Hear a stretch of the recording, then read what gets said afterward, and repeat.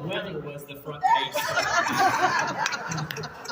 Oh man. Well, let's do a little convergence. With religious liberty and faith, how do all these intersect?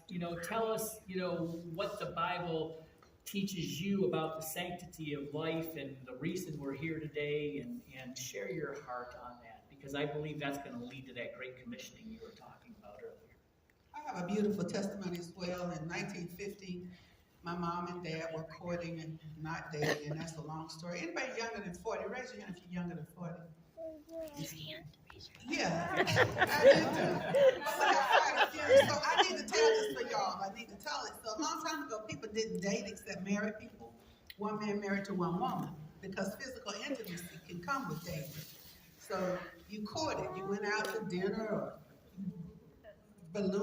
air balloons, or whatever you do on a courting, but without the intimacy.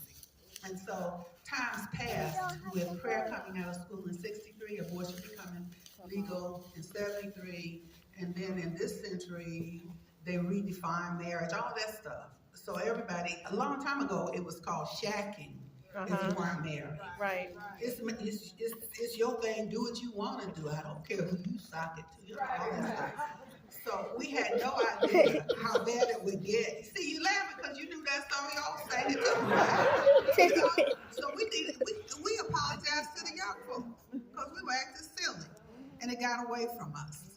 So mom and dad were courting from what we call middle school now, and they were going to get married after college. Her mother let her go on a date. Remember how I just defined dating?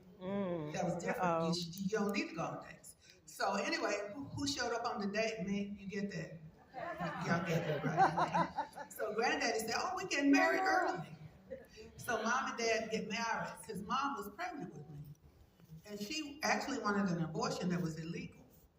But there were exploratory surgeries, go to the doctor, see what's wrong, all that kind of stuff, and they knew how to get around it. It wasn't all back alley behavior. And so mom and dad get married. All that was a secret, hush, hush. Shotgun wedding. Don't say if you had one. Shotgun wedding means somebody got pregnant, you better get married. Okay. Back then, that doesn't exist now. Right. It's not a big thing, but it did. So granddaddy says to my mother, because mom's dad, Square Reese, was a part Cherokee. He had gone away to try to find work and something. And it ends up, she found out that he had been killed. So her mother was raising her, and granddaddy says, "I'll be better than you, the young dad, and we're gonna have this baby." So mom and dad got married. I didn't know this whole story to this century, but mother would say things like, "Don't ruin this for me. You always ruin everything." So when I finally found out what she was talking about, I said, "I didn't tell y'all to do that. That was your choice. I didn't have anything to do it." So anyway, moving forward, mom chose life. And her testimony is out there in cyberspace. You can hear her talk about it and how glad she is.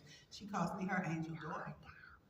I ended up married as a virgin, had my first child, ended up unfortunately with a divorce, got over into the rabbit movement, women's rights, forget about the kid, just think about yourself kind of movement.